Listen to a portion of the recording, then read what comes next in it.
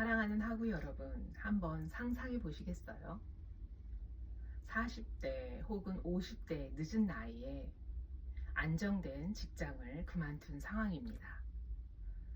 가족들을 설득하고 익숙함과 그 편안함을 뒤로한 채 새로운 길에 나선 거예요. 책상에 앉아서 히브리어, 헬라어 단어를 외우는데 오늘 하나를 외우면 어제 외운 두 개의 단어가 머릿속에서 하얗게 날아가 버리는 겁니다. 내 머리, 내 체력, 내가 붙잡고 있던 그 가능성이 점점 바닥을 드러내는 거죠. 내가 할 수 있는 것이 0이 되어버리는 그 순간입니다.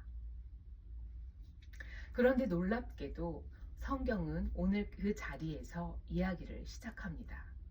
이사야 53장 4절에서 6절. 불가능한 가능성, impossible possibility 라는 제목으로 나누고자 합니다. 이 본문은 산전수전 다 겪고 늦은 나이에 신학의 길로 들어선 이른바 늦깎이 신학생들에게 깊은 통찰을 던지는데요. 제가 가만히 묵상하다 보니까 꼭 우리들만의 이야기는 아니더라고요. 인생의 어느 순간이든 자신의 한계 앞에서 정말 내 힘으로는 안 되겠구나 하고 그 절망을 해본 사람이라면 누구에게나 해당되는 이야기입니다. 그래서 우리는 이 본문을요, 무엇을 왜 어떻게 그리고 어떻게 살 것인가에 대한 4단계의 질문을 가지고 이 말씀이 오늘의 현실과 어떻게 맞닿아 있는지 함께 살펴보겠습니다. 첫 번째, what입니다. 이 본문은요, 우리에게 무엇을 말하고 있을까요? 이사야 53장은 고난받는 종의 노래라고 불리우는 말씀입니다. 이 말씀이 선포된 배경은 기원전 537년 이스라엘 역사상 가장 처절했던 바벨론 포로기입니다. 솔로몬이 지었던 그 화려한 예루살렘 성전이 불타서 무너졌고 백성들은 포승줄에 묶여서 짐승처럼 끌려갔습니다. 그들에게 남은 건 불가능이라는 절망뿐이었죠. 하나님, 지금 도대체 어디에 계십니까? 바로 그 절망 가운데서 하나님께서는 이사야 선지자를 통해서 오늘의 말씀을 선포하십니다. 여기서 우리가 한 가지 주목해야 할 것이 있는데요. 4절부터 6절을 보면 우리라는 단어가 무려 9번이나 반복이 됩니다. 우리의 질고, 우리의 슬픔, 우리의 허물, 우리의 죄악. 성경은 지금 아주 가까이에서 고통받고 있는 우리의 현실을 정면으로 비추고 있는데요. 하나님께서는 저 멀리에 계신 분이 아니라 우리의 그 질고와 슬픔의 한 가운데 계시고요. 여러분의 그 막막함, 자격미달이라고 느껴지는 그 고통을 이미 그분이 실로 담당하셨습니다. 여기서 복음은 시작됩니다. 그럼 두 번째, why? 왜 우리는 이런 절망에 빠지게 되었을까요? 본문은 우리가 처한 이 절망의 상태를 두 가지 히브리어 단어로 진단하고 있습니다. 첫 번째는 허물, 히브리어 페샤입니다. 이 단어는요, 알면서도 고의로 선을 넘는 것입니다.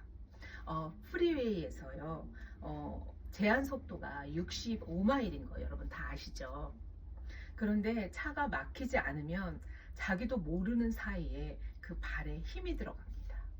80마일, 85마일. 다들 뭐 이렇게 달리는데 알면서도 밟는 거예요. 그러다 어느 날 집에 편지가 하나 날라옵니다. 몇백 불짜리 티켓이죠. 이것이 바로 페샤입니다. 몰라서 한 것이 아니라요, 알면서도 선을 넘는 것, 우리 삶의 겉으로 드러나 있는 명백한 잘못들입니다. 또 하나의 단어, 죄악, 히브리어 아본입니다. 페샤가 그 행동이 문제라면요, 아본은 존재의 문제입니다. 겉으로 드러나는 행동보다 더 깊은 곳, 우리 안에 그 내면 자체가 비틀려져 있는 근본적인 결함이죠. 비유하자면 자동차의 조향장치, 핸들의 자체 그 안쪽에서부터 비틀어져서 완전히 망가진 상태입니다. 나는 분명히 운전대를 똑바로 잡고 직진하려고 하는데 차는 자꾸 낭떠러지로 쏠립니다. 왜 그럴까요? 핸들이 고장났기 때문입니다. 도저히 고쳐지지 않는 내 안의 그 이기심과 습관, 이것이 우리의 아본입니다. 그래서 6절은 이렇게 말합니다. 우리는 다 양 같아서 각기 제 길로 갔거늘. 핸들이 고장났으니 우리는 제 길로 갈 수밖에 없는 존재입니다. 말 그대로 폐차 직전의 상태이니까요. 그런데 여기서 놀라운 반전이 일어납니다. 그 몇백 불짜리 티켓 누군가 대신 내줬습니다. 고장난 핸들 누군가 고쳐주었습니다. 4절에서 말씀하시는 그 고난받은 종이요. 이것이 바로 복음입니다. 여러분, 여기서 질문. 그런데 이게 머리로는 이해가 되는데 왜 이 가슴으로는 내려오지 않는 걸까요? 본문은 그 이유를 우리 안에 있는 아주 치명적인 오해에서 샀습니다. 4절 후반전을 보면요, 사람들은 이렇게 수군거립니다. 그는 징벌을 받아 하나님께 맞으며 고난을 당한다고요. 저 사람의 고통은 자기가 죄를 지어서 받는 거야. 전형적인 인과응보의 논리입니다. 그런데 이 오해가 우리에게는 조금 다른 형태로 보여집니다. 내가 겪는 그 고난의 희생을 보상을 받기 위한 거룩한 투자라고 착각하는 것입니다. 내가 이 늦은 나이에 직장도 포기하고 가족도 고생시키면서 헌신했으니까 하나님, 이 정도는 알아주셔야죠. 여러분, 이 생각이 왜 무서운지 아십니까? 나의 헌신을 의지한다는 건 결국 은혜를 그 지불 능력으로 사겠다는 것이기 때문입니다. 일종의 거래가 되는 것이죠. 입으로는 모든 것이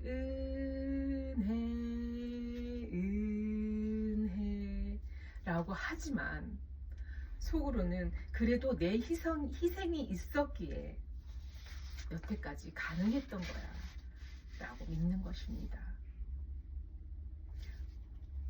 은혜라는 그 예쁜 포장지를 벗겨보면요, 그 안에는 여전히 내 인생의 통제권을 쥐고 싶어하는 자아가 살아있습니다. 내가 내민 그 헌신의 영수증 붙들고 있는 한 여전히 내 좁은 한계 안에 갇힙니다. 그래서 본문은 이 알량한 우리의 가능성을 철저히 부수고 우리를 완전히 다른 자리로 데리고 갑니다. 세 번째, how. 우리는 어떻게 회복할 수 있을까요?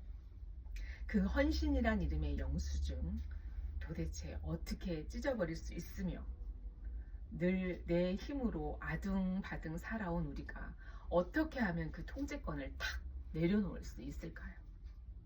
말씀은 우리의 그 본능을 단 하나의 단어로 무너뜨립니다. 본문 4절을 여는 단어 아켄입니다. 실로, 진실로라고 번역된 이 단어는요, 법정적 용어입니다. 사람들이 다 저건 인과응보야, 자업자득이야 라고 수근거릴 때 하나님께서 그 모든 논란을 일거이 잠재우시면서 말씀하시는 거죠. 아켄, 아니다. 그가 한 거 맞다. 우리가 맨날 백날 모여서 내 노력, 내 헌신, 내 공로를 따질 때 하나님께서 쾅쾅 하시면서 판결을 내리시는 겁니다. 이 선언을 받아들일 때요, 5절에 처절한 교환을 보게 됩니다. 그가 찔림으로 우리의 허물이 사해지고 그가 상함으로 우리의 죄악이 고쳐졌습니다. 그가 징계를 받음으로 우리가 평화를 누리고요. 그가 채찍을 맞음으로 우리가 나음을 입었습니다. 이것이 복음입니다. 여기서 한 가지 조심해야 할 게 있는데요. 나이 들고 사회 경험이 좀 쌓이면은요, 이런 착각을 하기 쉽습니다. 나는 세상을 좀 살아봤으니까 사람들 마음 잘 알아. 이런 자신감이죠. 그래서 힘들어하는 사람들 앞에서요, 자기도 모르게 해결사가 되는 것입니다. 라떼는 말이야, 그렇게 하면 돼. 하지만 여러분, 그 말이 진짜 위로가 되십니까?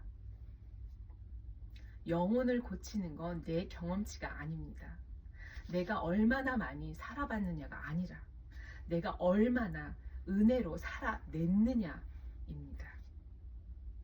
나 역시 처절하게 고장난 존재이고요. 그분의 채찍 자국 아래로 나아갈 때만 거기서 진짜 치유가 시작됩니다. 이제 본문의 절정으로 가보겠습니다. 아직 하우입니다. 6절의 복음의 정수를 보여주는 동사가 하나 등장하는데요. 담당시키셨도다. 히브리아 히프기야입니다.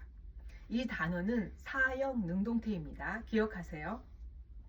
우리가 어느 날 마음을 확 고쳐잡고 하나님 앞에 나가서 주님, 제 짐 좀 들어주세요 라고 한 것이 아니라요. 우리는 여전히 그 고장난 핸들을 붙들고 있는데, 그러면서 낭떠러지로 질주하고 있었는데 하나님께서 우리의 삶에 먼저 개입하셔서 우리의 죄악을 종의 어깨 위로 강제로 옮기신 것입니다. 철저한 하나님의 주권적인 행동이죠. 그래서 본문은 이렇게 말합니다. 우리는 다 양 같아서 그릇 행하여 각기 제 길로 갔거늘. 여러분 잘 아시겠지만요, 양은 눈이 아주 나쁩니다. 바로 앞에 있는 양의 엉덩이만 보고 무작정 따라서 뜁니다. 방향도 모르고 목적지도 모르고 그저 불안해서 같이 질주하는 거예요. 마치 이것이 우리의 모습 아닐까요? 빨리 안수받아야지, 빨리 교회 개척해야지, 대형교회 목사의 그 뒷모습만 허겁지겁 쫓아가면서 맹목적인 질주를 하는 겁니다. 심지어 우리가 세운 그 사역의 목표조차도 이면을 들여다보면요, 내 불안을 감추기 위한 또 다른 우상일지도 모릅니다. 하지만 하나님께서 그 맹목적인 질주를 히프기야, 강제로 멈추시고 우리의 죄를 대신 지셨습니다. 네 번째, 마지막, what then 적용의 시간입니다. 그래서 우리는 어떻게 살아야 할까요? 이제 질문이 하나 남습니다. 내가 맹목적으로 달리는 양이라는 것도, 내 인생의 핸들이 고장났다는 것도, 그래서 누군가 내 죄를 대신 짊어졌다는 것도 알겠습니다. 그렇다면 이 말씀이 오늘 우리를 살아가는 삶을 어떻게 바꿀까요? 이 복음이 실제로 우리의 삶에 세 가지 변화를 가져옵니다. 첫째는요, 죄책감과 강박에서 자유하게 됩니다. 목회 현장에 갔을 때, 기도도 한번 제대로 못하고 하루가 지나갔을 때, 신방 가서 아무 말도 못하고 돌아왔을 때, 혹은 설교를 다 망쳤다고 느꼈을 때, 예전 같으면 이렇게 생각했어요. 내가 기도를 더 빡세게 했어야 됐는데, 내가 더 노력했어야 됐는데, 엄청난 자책과 그 강박에 시달리는 거죠. 하지만 여러분, 이제는 다릅니다. 내가 내 인생의, 내 사역의 구원자가 아니기 때문에 그 티켓 이미 누가 내줬으니까요. 그래서 그 실패 앞에서도 완전히 무너지지 않는 자유가 생기는 것입니다. 두 번째, 진짜 위로자가 됩니다. 타인의 고통 앞에서 그 얄팍한 해결책을 내밀던 입을 다물게 되는 것입니다. 내 자신이 철저히 고장난 존재였으니까 아무 조건 없는 은혜로 용납받았다는 그 자각이 우리를 바꿉니다. 이제 화려한 스펙이 아니라요, 내 깨어진 상처의 틈을 통해서 흐르는 그 하나님의 은혜, 나의 흉터가 누군가를 살리는 통로가 되는 변화입니다. 세 번째는요, 조급함에서 벗어납니다. 늘 앞양의 엉덩이만 보고 달리던 우리가 더 빨리, 더 크게, 더 성공적으로. 하지만 복음은 말합니다. 인생의 정점은 화려한 성공이 아니라 십자가의 앞에 엎드리고. 그래서 우리는 이렇게 고백합니다. 하나님, 저는 여전히 길을 잃기 쉬운 눈먼 양입니다. 하지만 바로 그 자리에서 우리는 가장 안전합니다. 말씀을 맺겠습니다. 우리는 나이도 먹을 만큼 먹었고요. 아주 고집도 세고 영리해질 대로 영리해져서 세상의 때가 묻었습니다. 우리 스스로 절대 선한 목자가 될 가능성은 없습니다. 철저히 임파서블한 상태이죠. 하지만 우리가 그 고장난 핸들을 놓지 못해서 발버둥칠 때 오직 그분이 우리 대신 맞고 찢김으로써 우리의 그 절망적인 삶 전체가 거대한 가능성, 파세빌리티로 변하게 되는 것입니다. 결국 복음은요, 우리에게 매일 시선을, 방향을 바꾸라고 요구합니다. 뒤처진 나의 초라한 그 스펙을 볼 것인가? 아니면 고집센 나를 포기하지 않고 끝까지 기다려주신 그분의 압도적인 희생을 볼 것인가? 어느 쪽을 바라보느냐에 따라서요, 우리의 오늘은 하루가 우리의 오늘의 하루가 지옥 같은 그 성과주의가 될 수도 있고요. 반면에 평안한 안식이 될 수도 있습니다. 사랑하는 하구 여러분, 이제 늦게 온 나의 처지만 보지 마시고요. 나를 위해 늦게까지 기다려 주시고 찢기신 그분을 바라보시기 바랍니다. 내가 할 수 있다가 아니고요. 그가 이미 하셨습니다. 기도하시겠습니다. 하나님 아버지, 늦게 부름 받았다는 이유로 나의 포기와 나의 헌신을 혼장처럼 자랑하던 그 교만을 용서해 주시옵소서. 우리는 여전히 사역조차 나의 성공이라는 제 길로 가려고 하는 눈먼 양들입니다. 이런 우리를 위해 모든 죄악을 담당하신 예수 그리스도의 상처를 바라보게 하시고, 이제는 우리의 그 유능함이나 경험을 의지하지 않게 하시고, 오직 채찍에 맞으신 주님만의 그 흔적을 자랑하는 사역자가 되게 하여 주시옵소서. 우리의 불가능을 주님의 가능성으로 덮어 주시옵소서. 우리를 위해 찔리신 예수 그리스도 이름으로 기도합니다. 아멘.